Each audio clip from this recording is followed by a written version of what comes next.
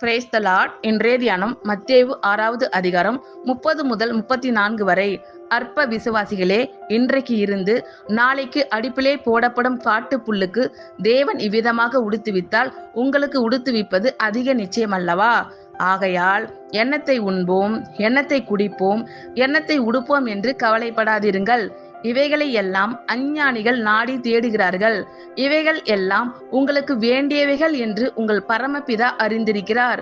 முதலாவது தேவனுடைய ராஜ்யத்தையும் அவருடைய நீதியையும் தேடுங்கள், அப்பொழுது இவைகள் எல்லாம் உங்களுக்கு கூட கொடுக்கப்படும்.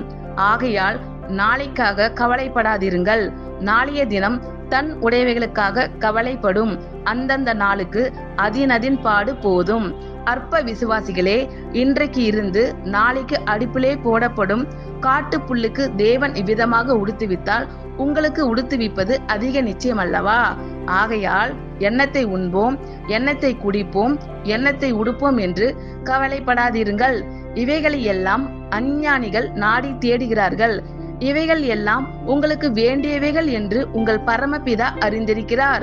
முதலாவது தேவனுடைய ராஜ்யத்தையும் அவருடைய நீதியையும் தேடுங்கள், அப்பொழுது இவைகள் எல்லாம் உங்களுக்கு கூட கொடுக்கப்படும். ஆகையால் நாளைக்காக கவலைப்படாதிருங்கள். நாளைய தினம் தன் உடையவைகளுக்காக கவலைப்படும். அந்தந்த நாளுக்கு அதினதின் பாடு போதும்.